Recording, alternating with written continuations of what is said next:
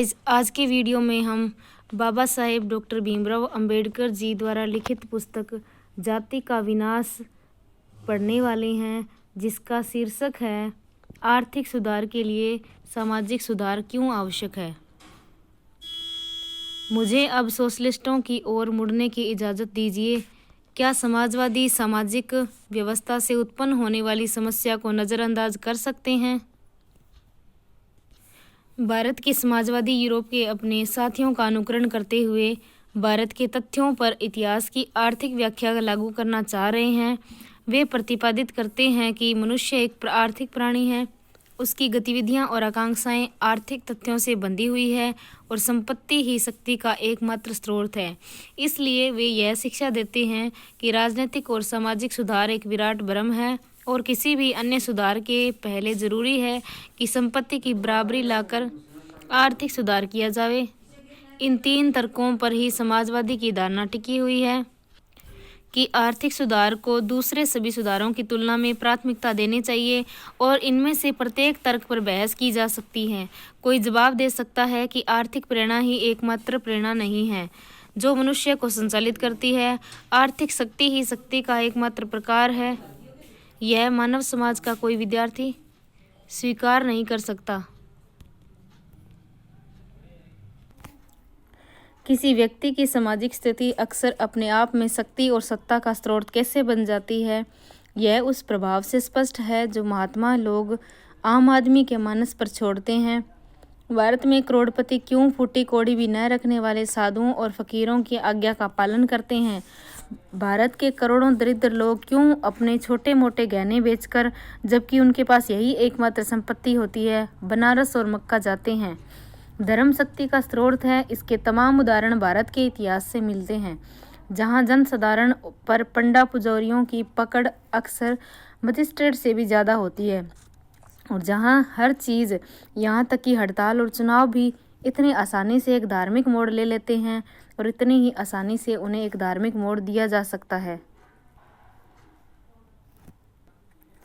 मनुष्य पर धर्म की शक्ति या सत्ता के एक और उदाहरण के रूप में रोम के प्लेम्बियस का मामला लें। यह उस मुद्दे पर बहुत अच्छी तरह प्रकाश डालता है। प्लेम्बियस ने रोमन गणराज्य के तहत सर्वोच्च कार्यपालिका पे अपने हिस्सा हासिल करने की लड़ाई लड़ी थी, जिसके परिणाम स्वरूप कॉमेटिया सेंचुरियात, जो उन्हीं की असेंबली थी, द्वारा गठित एक पृथक मतदाता मंडल के द्वारा निर्वाचित एक प्लेबियस काउंसिल उन्हें उपलब्ध हुआ। वे अपना काउंसिल इसलिए चाहते थे कि उन्होंने महसूस किया था कि पैट्रिशियन काउंसिल प्रशासनिक कामकाज में प्लेम्बियस के खिलाफ भेदभाव करते थे। स्पष्टतः उन्हें एक बड़ा लाभ प्राप्त हुआ था, क्योंकि रोम के रिपब्लिकन संविधान के तहत एक काउंसिल के पास दूसरे काउंसिल के काम को वीटो लगातार रद्द करने का अधिकार था। लेकिन क्या वास्तव में प्लेम्बियस को कुछ हासिल हुआ? इस प्रश्न का उत्तर निश्चय ही नकारात्मक है। प्लेम्बियस को कभी एक ऐसा प्लेम्बियस काउंसिल नहीं मिला जिसे एक मजबूत आदमी कहा जा सकता था और जो पैट्रिशियन काउंसिल के प्रभाव से स्वतंत्र होकर काम कर सकता था। सामान्य प्रक्रिया में प्लेम्बियस को एक मजबूत प्लेबियस काउंसिल मिल जाना चाहिए था, क्योंकि उसका चुनाव प्लेम्बियस के एक अलग मतदाता मंडल के द्वारा किया जाता था। प्रश्न यह है कि वे अपने काउंसिल के रूप में काम करने के लिए एक मजबूत प्लेम्बियस हासिल करने में क्यों विफल रहे? इस सवाल का उत्तर यह उद्घाटित करता है कि धर्म आदमियों के दिमाग पर कितनी मजबूती से राज करता है। समस्त रोमन समुदायों के बीच यह एक स्वीकृत आस्था थी कि कोई भी सरकारी अधिकारी अपने पद के कर्तव्य पर तब तक अमल नहीं कर सकता था जब तक डेल्फी की आकाशवाणी न हो कि वह देवी को स्वीकार्य है।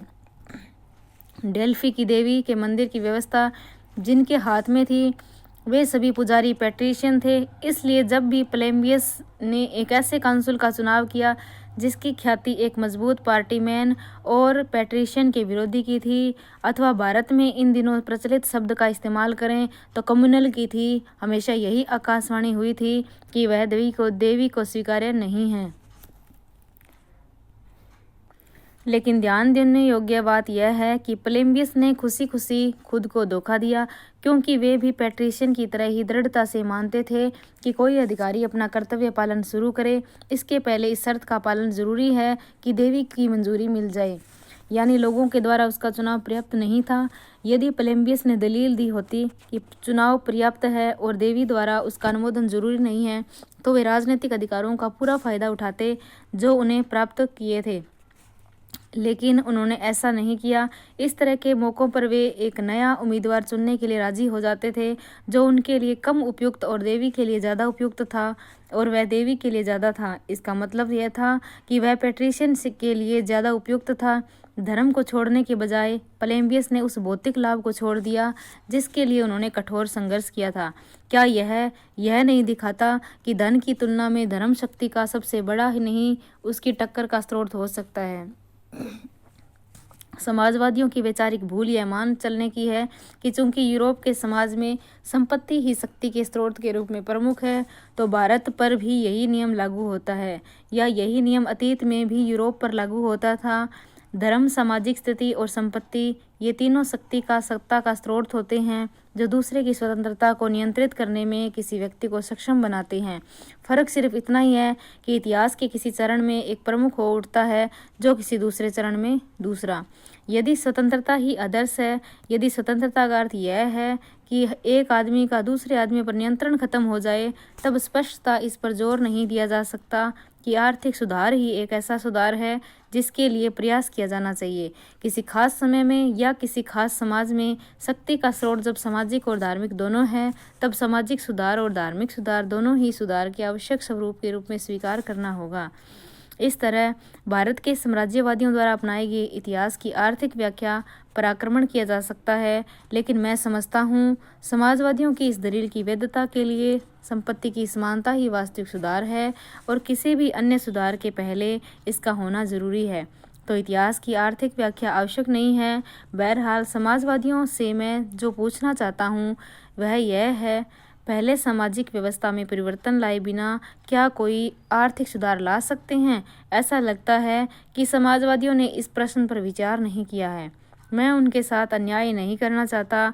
मैं एक प्रमुख समाजवादी नेता द्वारा मेरे एक मित्र को लिखे गए पत्र से उद्धरण प्रस्तुत करता हूँ। इस उद्धरण में वे कहते हैं, जब तक एक वर्ग दूसरा वर्ग के दमन और दुर्व्यवहार का लेस मात्र चिन्ह ही बचा हुआ है, तब तक मैं नहीं मानता कि हम भारत के एक स्वतंत्र समाज की स्थापना ला सकते हैं। चूंकि एक समाजवादी आदर्श में मेरा विश्वास है, अतः अपरिहार्य रूप से विभिन्न वर्गों और समूहों के बीच संपूर्ण समानता में मेरा विश्वास है। मेरे विचार से इस तथा दूसरे समस्याओं का सच्चा उपचार समाजवाद ही पेश करता है। अब जो सवाल मैं पूछना चाहता हूँ वह यह है, क्या किसी समाजवादी के लिए इतना कहना ही काफ़ी है कि विभिन्न वर्गों और समूहों के बीच संपूर्ण समानता में मेरा विश्वास है? यह कहता है कि यह विश्वास काफ़ी है, बतलाता है कि इस बारे में समझ का पूर्ण अभाव है कि समाजवाद का मतलब क्या है। यदि समाजवाद एक व्यवहारिक कार्यक्रम है और कहीं दूर बसने वाला और यथार्थ से कटा हुआ आदर्श नहीं है, तो किसी समाजवादी के सामने यह प्रश्न नहीं होता कि समानता में उसका विश्वास है या नहीं।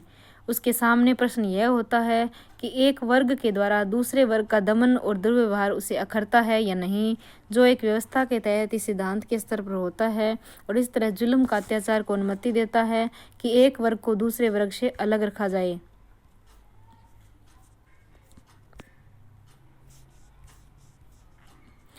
मुझे अपनी बात को पूरी तरह से स्पष्ट करने के लिए मुझे विश्लेषण करने दें कि समाजवाद को हासिल करने में कौन कौन से कारक शामिल हो सकते हैं। मुझे विश्वास है कि क्रांति का नेतृत्व करने वाले समाजवादी का यह आश्वासन काफ़ी नहीं है कि जाति में उनकी आस्था नहीं है। यह आश्वासन ऐसा होना चाहिए जिसकी नींव और अधिक गहरी हो, अर्थात व्यक्तिगत समानता और बंधुत्व की भावना से उत्पन्न एक दूसरे के प्रति हमवतनों के नजरिए से पैदा होने वाला आश्वासन। क्या यह कहा जा सकता है कि भारत का सर्वहारा जो निर्धन है, अमीर और गरीब के बीच फर्क को छोड़कर किसी और फर्क को मान्यता नहीं देता? यदि वास्तविकता यह है कि वे दूसरे फर्कों को भी मान्यता देते हैं, तो अमीरों के खिलाफ कार्यवाही में सर्वहारा वर्ग से किस तरह की मोर्चागत एकता में उम्मीद की जा सकती है? यदि सर्वहारा एक संयुक्त मोर्चा नहीं बना सकता, तो क्रांति कैसे हो सकती है? अगर तर्क के लिए यह मान लिया जाए कि किस्मत की मेहरबानी से क्रांति हो गई और समाजवादी सत्ता में आ गए, तो क्या उन्हें भारत में प्रचलित एक खास तरह की सामाजिक व्यवस्था पैदा होने वाली समस्या का सामना नहीं करना पड़ेगा? मैं नहीं देख पाता कि जिन पूर्वाग्रहों के कारण भारत के लोग उच्च और निम्न, शुद्ध और अशुद्ध का भेद मानते हैं, उनके द्वारा उत्पन्न समस्याओं से दो हाथ किए बिना भारत में कोई समाजवादी राज्य एक सेकंड के लिए भी कैसे काम कर सकता है? यदि समाजवादी सिर्फ अच्छे अच्छे मुहावरों का उच्चारण करके संतुष्ट जाना नहीं चाहते, तो उन्हें यह बात माननी ही होगी कि सामाजिक सुधार की समस्या मूलभूत समस्या है और इससे बचने का कोई उपाय नहीं है। भारत में प्रचलित सामाजिक व्यवस्था एक ऐसा ही मसला है जिससे किसी भी समाजवादी को निपटना ही पड़ेगा। जब तक वह ऐसा नहीं करता, वह क्रांति के अपने लक्ष्य को प्राप्त नहीं कर सकता और खुशकिस्मती से वह क्रांति करने में सफल हो जाता है, तब वह जिस लक्ष्य को प्राप्त करना चाहता है उसके लिए सामाजिक व्यवस्था से उसे मोर्चा लेना होगा। यह एक ऐसा प्रस्ताव है जिस पर मेरे विचार से कोई विवाद नहीं हो सकता। समाजवादी अगर क्रांति से पहले जाति की ओर ध्यान नहीं देता, तो क्रांति के बाद उसे ऐसा करना ही होगा।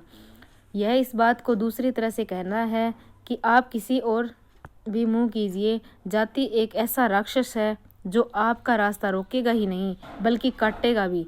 जब तक आप इस दैत्य का वध नहीं करते, आप न राजनीतिक सुधार कर सकते हैं और न ही सामाजिक सुधार। आप न राजनीतिक सुधार कर सकते हैं और न ही आर्थिक सुधार। तो आज के लिए इतना ही। अगले वीडियो में हम इसी पुस्तक का अगला अध्याय पढ़ेंगे जिसका शीर्षक होगा जाति सिर्फ श्रम का विभाजन ही नहीं, यह श्रमिकों का विभाजन भी है। तो आज के लिए इतना ही। Thank you. जय हिंद, जय भारत।